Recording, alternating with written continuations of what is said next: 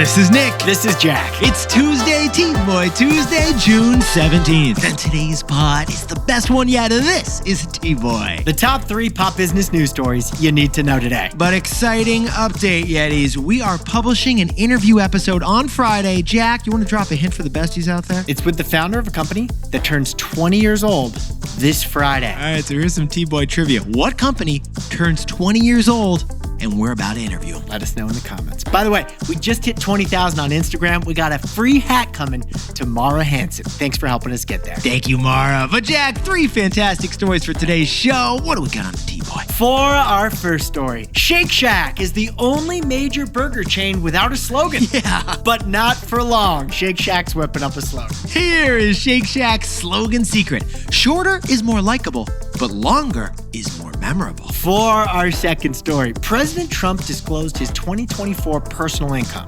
Golf, hotels, crypto, and Bibles. But for 2025's income, we're going to have to add mobile phones because the president is launching a $499 smartphone. And our third and final story. First there was yoga, then spinning, then Pilates.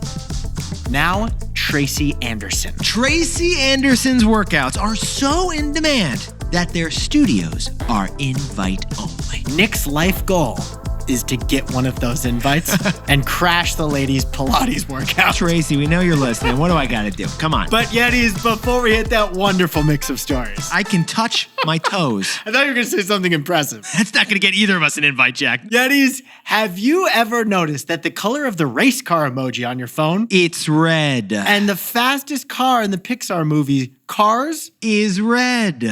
Which leads to our trivia question from yesterday. Who was it that said this quote? Ask a child to draw a car, and certainly he will draw it red. The answer is Enzo. Yes, it is. Enzo Ferrari. Enzo Ferrari, the founder, inventor, and namesake of Ferrari cars. For decades, Enzo Ferrari would only sell a sports car if that sports car was red. Because the way we see it, Ferrari isn't just a car company. Ferrari acts like a fashion company. And today, Ferrari is the biggest European car company by market cap. It's worth $80 billion with a B. Even though Ferrari produces the fewest cars of any European car company. Get this, Volkswagen makes 650 times more cars than Ferrari, but Ferrari is worth nearly twice as much. That is a wild stat, but here's something even wilder. Ferrari was one of the worst run companies we've ever researched. I mean, honestly, Enzo's stubbornness should have put him out of business like, what do you think? 18 times probably, Jack. To find out how Ferrari, despite those odds, became the ultimate car, check out our weekly show, The Best Idea Yet. The untold origin stories of the products you're obsessed with. The reason you picture a car as red is because of one stubborn but brilliant Italian a century ago. We'll drop the link in today's episode description. Check it out after the pod. But in the meantime, Jack, we got a fantastic show today, don't we, man? If enough people listen, Ferrari's gonna send us a car. And maybe I'll learn how to drive stick. Jack, let's hit our 3 stories. 15 years before this song, 2 boys from the Northeast met in a dorm. They had an idea that caused a cultural storm. It's the best one yet, but the best is the norm. Jack, Nick, that's it. I don't even think they need to practice. 50%, that's a fat tip. TBOY City on your at-list. If you know, you know, cause we ready to go. We can't wait no more, so just start the show. Start the show. For our first story, SHAK just announced they'll soon launch their very first brand slogan. But when it comes to slogans, you can be likable or memorable, not both. All right, Jack, if we're going to tell this story, how about you and I play a little game of Finish the Sentence? You ready for some Finish the Sentence? Okay, here. Can we play some game show music? All right, here we go. Thanks, Trey. All right, Jack. America runs on blank. Duncan. Yeah, well played. 1 for 1, 1 for 1. Okay, here's the next one. I'm loving blank. It. Okay, all right. 2 for 2. Not bad, Jack. You're on a roll. All right, last one's the hardest. Here we go. Live blank. Was it Live Forever? That's Live Musk. That is Taco Bell. Jack, I'm sorry. 2 out of 3. Come back next week. Yeti slogans, they are the critical linguistic addition to a brand. Slogans are the most important sentence in all of marketing. The way we see it, if branding were a stool, then slogan is the first of the 3 legs. The 3 legs are the name of the company, the logo of the company, and the slogan of the company. And now from Jack's and my research, jumping in TBOY style, some slogans never change. New York Life. the company you keep. Yeah, it's been that way for like a century. And other companies do change their slogans, actually, like really often. Pepsi, they've had 30 different slogans since 1909. I don't even know what it is today. They don't even know what Pepsi, Jack, at this point. No, they're just doing what Coke does. Turns out slogans can drive a profit, puppy. Because in 1984, Wendy's launched their new slogan, "Where's the beef?" Sales jumped 31% at Wendy's in the 12 months after that slogan launch. And here's the news. Shake Shack, the $5 billion burger joint, just hired a chief communications officer. And Jack, what is that person's number one job? Come up with a slogan. Literally, the CFO of Shake Shack said last week that Shake Shack's first company slogan will be announced soon. This is their top priority. I'm going with oily, but elevated. Fried, but fancy. Caloric, but euphoric. You're welcome, Shake Shack. Jack's already got the mood board going over there for you. Jack, we got to pay him, charge him for this thing. Yeti's Shake Shack stock is already up 35% in the last year. It's approaching its all-time highs on this slogan hype. Because we noticed that Shake Shack actually faces a pretty interesting challenge, right, Jack? They only have 600 locations, which is tiny considering Burger King has 20,000 locations. So basically, you're more likely to think about Burger King when you want a burger, not Shake Shack. Just based on those numbers. That's why the CFO said last week, the slogan is the key to finally bringing Shake Shack mainstream. Yeah, they really think a slogan is what's going to drive a new wave of sales, like more than launching a truffle chicken plant-based avocado burger. So the CFO is saying that the new slogan is going to drive new revenues that investors haven't incorporated into the stock price yet. And that's why Shake Shack just hired the same ad firm that did Arby's. We have the meats. We have the meats, not to be confused with where's the beef 40 years earlier. But it's definitely confusing. And since Shake Shack stock is up 3% on the news, investors think they'll get 3% more business because you'll remember the name. Nick, do we have a slogan? I mean, are you trying to whip up a quick T-Boy brainstorm over here, Jack? I'm game if you're game. How about business news that slaps? T-Boy, we give earnings reports main character energy. T-Boy, TikTok attention span, Bloomberg brain. All right, besties, you have better ideas than we do, so why don't you drop them in the comments. In the meantime, Jack, what's the takeaway for our buddies over at Shake Shack? It's the slogan trade-off. Would you rather be popular or permanent?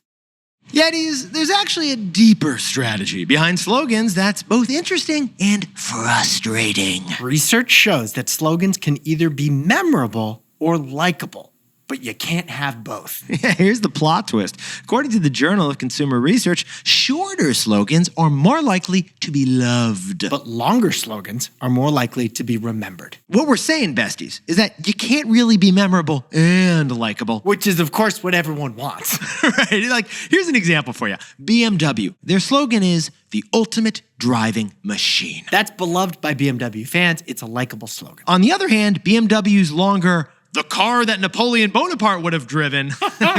Everyone would remember that. But not everyone would love that. So as Shake Shack considers its first slogan, they're facing the slogan trade-off. Would you rather it be popular or would you rather it be permanent? For our second story, we just got the president's income for 2024. The $600 million it reports, that's just the tip of the iceberg. But we've got a counterintuitive solution to self-dealing in politics. Now, Yetis, funny thing Jack and I have noticed, when companies announce news on a Friday afternoon, it's because they don't really want you talking about it. Yeah, they want you already sipping at happy hour. Aperol Spritz is for everybody. Well, Trump did the same Friday afternoon when he disclosed his income for 2024. Before the weekend, Trump shared a range of his income, but only for the year 2024. Still interesting, here are the numbers he reported. Get this, $218 million in revenue from just 3 of Trump's 14 golf courses, plus Mar-a-Lago, the members club. That was his Florida income. Right. Then he also disclosed he made $57 million related to the sale of crypto tokens. Also $1.3 million in royalties for selling holy Bibles that have his name on them. Another $5.3 million from sneakers, watches, and fragrances sold with Trump's name on them. Oh, and $1.2 million from the sale of NFTs, also with Trump's name on them, even though the T doesn't actually stand for Trump, we should point out. if you could put the letters TRUMP on it, Yeah, Jack? Trump's got a licensing template and he's ready to sign. Yeah, we've got the receipts for it. So add it all up, and the $600 million we just described was on the lower end as the sum of Trump's golf, crypto, Bible, and perfume lines. Honestly, Jack, kind of sounds like an earnings report from Macy's. That's what the disclosure included, though. What it doesn't include is the boom in wealth since becoming president a second time. All right, Jack, let's look at those receipts. The Trump coin, launched the day before his inauguration, generated an estimated $320 million in trading fees. But the trading fees is just the start of it, because Trump owns 80% of those Trump meme coins, which he can sell whenever he needs to raise money. So Trump coin is kind of like an untraceable ATM, based on his fame and his paying fans. The other big part of Trump's wealth since becoming president a second time is Trump Media and Technology Group, a publicly traded company that he owns 53% of the stock in. Which happens to be the owner of the social network Truth Social. Trump Media has never profited, but it acts like a meme stock, so it's worth $5 billion today. That's about one lift. And here's the latest news. Trump is launching a physical smartphone. Yeah, this one we didn't make up either. Yesterday, President Trump launched a gold mobile phone with an American flag etched into it. We'll see whether it's made in the USA. At $499 each, I doubt it. Oh yeah, also it comes with a monthly phone plan, Jack. We should point that out. And what's the specific strategic cost of that plan? $47.45 a month. A reference to the 45th and the 47th president. We should point out, as Apple shareholders, Apple stock did not dip on this news. Now, previous presidents have been subject to congressional investigations when they do stuff like this, allegedly enshrining their family using the power of the office. But when you look at the number of product launches President Trump has done, like ABLE, there's nothing close to Trump's second term. Trump's business dealings while in office is one of the rare things he's being criticized on by both sides of the aisle. Although there haven't been congressional investigations. So, Jack, what's the takeaway for our buddies who are everyone looking at the money in politics? The solution to self-dealing in politics: first, pay them more. Then, if they do something wrong, punish them more. Yeah, he's putting aside Donald J. Trump here. There is widespread suspicion that politicians use their power to enrich themselves, no matter their party. The easiest example they can point to is stock trading. Members of the House and senators get to trade in the stock market based on non-public info that only they can see. But here's what Jack and I think, Yetis. We think the root problem here is that politicians are not paid enough. Think about it. Our DC representatives must have two homes.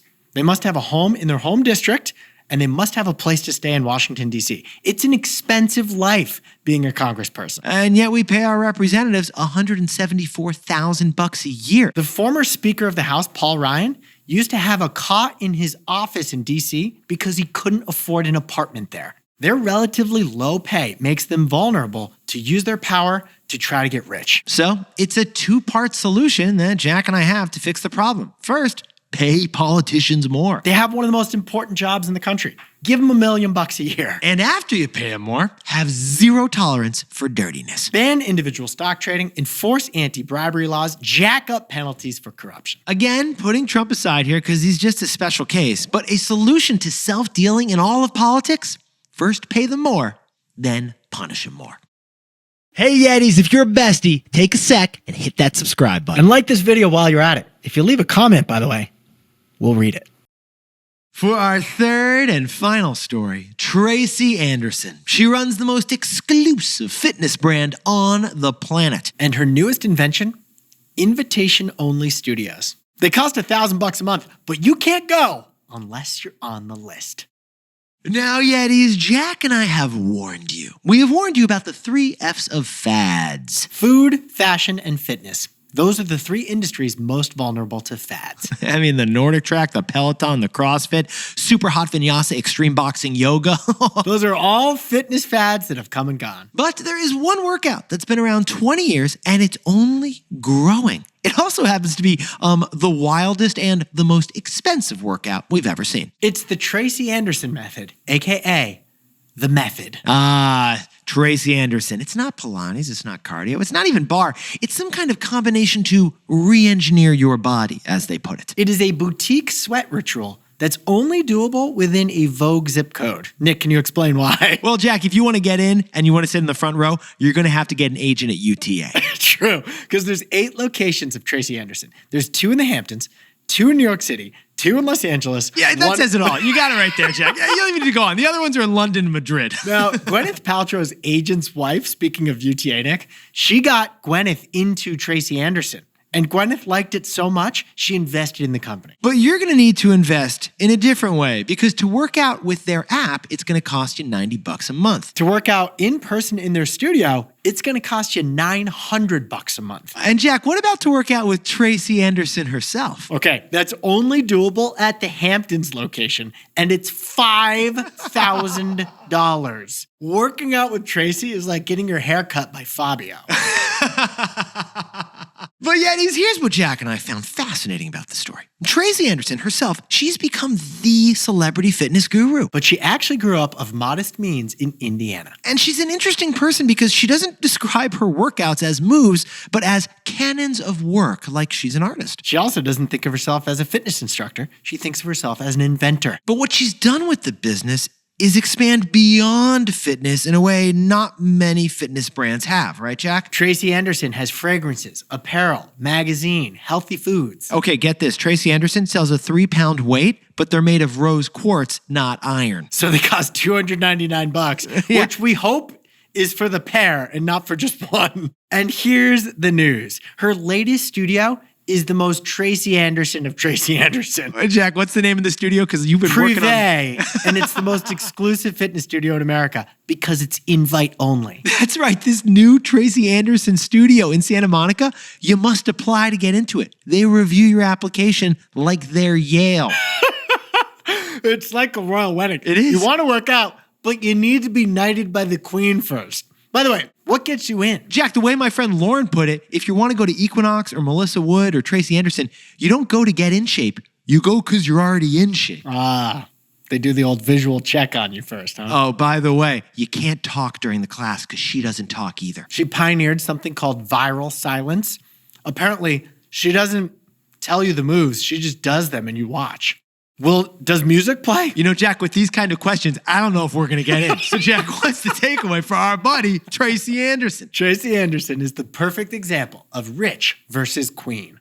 Yetis, there's a concept among entrepreneurs we've mentioned to you. It's called rich versus king. You can get rich or you can maintain control. It's really hard to do both with your company. Now, most fitness trends have cashed out to make it rich, to make it big. Barry's, SoulCycle, CrossFit, they've all sold to private equity. Peloton cashed out too by IPOing. But Tracy Anderson impressively remains private and still owns a majority of the company. The result? She never got a giant payday like she would have if she sold the company, but she's still the queen of her castle. If she had sold the company or raised VC money, then the Tracy Anderson method probably would have scaled and maybe would have suffered a fad-fade cycle like the rest of fitness. But she didn't. She kept control. She kept it relatively small, but it's still growing 2 decades later with her calling the shots. So the Tracy Anderson method, it is a reminder that you can be rich or you can be queen, but it's hard to be both. Jack, could you whip up the takeaways for us for TBOY Tuesday? SHAK is about to unveil their very first slogan, which is one of the 3 legs on the branding stool. SHAK is facing the slogan trade-off. Would you rather be likable or memorable? For our second story, President Trump disclosed his 2024 income, and he launched a smartphone. A good start to eliminating self-dealing in politics. First, pay 'em more. Then, punish the rule breakers. And our third and final story is the Tracy Anderson method. It's 20 years in business, and they just opened their 8th studio, which is invite only. As a business owner, you can be rich or you can be king. And Tracy, she chose queen. But Yetis, this pod's not over yet. Here's what else you need to know today. First, stablecoins. So hot right now. It's just 2 weeks since the first stablecoin IPO from Circle. And Jack, so much happening. Amazon, Walmart, and Uber are all reportedly interested in creating their own company stablecoins. And why would we be seeing corporate stablecoins, Jack? Well, if customers pay Amazon via stablecoin, then they get around the credit card fees. Yeah, that's why Visa, MasterCard, and Block all fell 5% each on the news. Second, America's Got Talent just had the strangest audition yet. a four-legged dog robot. Yeah, Boston Robots, that legendary robot startup. They entered the TV competition, America's Got Talent. 4 of these dancing robot dogs were dancing to a song by Queen. And Nick, it was a highly choreographed experience. Although, Jack, one of the robots fell over, and then Simon Cowell said this. It was weirdly better that one of them died because it showed how difficult this was. So wise, Simon. So wise. And finally, the newest perk at work is Legos. At least at Deloitte, where the fancy consulting firm has a $1,000 a year annual well-being perk. That well-being program includes gym memberships, but also Legos. Legos and puzzles are good for well-being, according to the Deloitte HR department. Yeah, you can expense up to $1,000 a year in Legos if you've just finished your MBA and are now working at Deloitte. Now, time for the best fact yet. This one sent in by John W. from Floral Park, New York, the same town that was on my fake ID in college.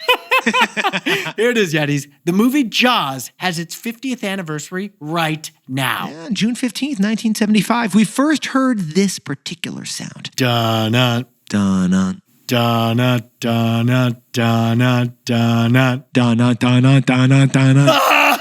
Get back to the beach. And the wildest part about that song is that it's only 2 notes. It's just E and it's just F. E, F. Apparently, composer John Williams managed to turn 2 notes, just 2 notes, into the scariest song we've ever heard. Get back to the boat. Apparently, by the way, the song mimics the heartbeat because John Williams wanted it to feel primal. Even Hans Zimmer respects that. We're going to need a bigger podcast. Yetis, you look fantastic today. And if you have got the best slogan yet for SHAK, you might as well drop it right here on the pod. We'll tag Or them. for T-Boy. Let us know your suggested slogan for this show. Yetis, check out our episode of Ferrari on the best idea yet. And Jack and I will see you mañana.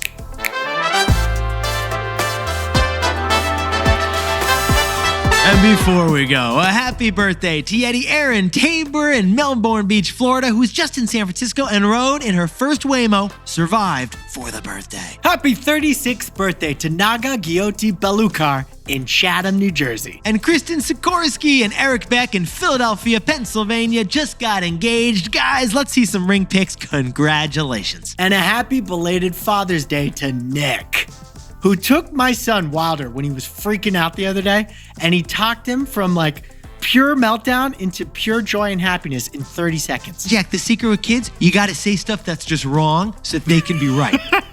We actually posted the video on our Instagram. Full disclosure, of the 10,000 views of that video, 1,000 of them are me. I love watching that video. It's on our Instagram at TBOY Pod. A happy belated Father's Day and a belated Mother's Day. Why not? Y'all deserve it. Jack and I will see you tomorrow. This is Jack. I own stock in Amazon. Nick owns stock in Shake Shack, and we both own stock in Peloton and Apple.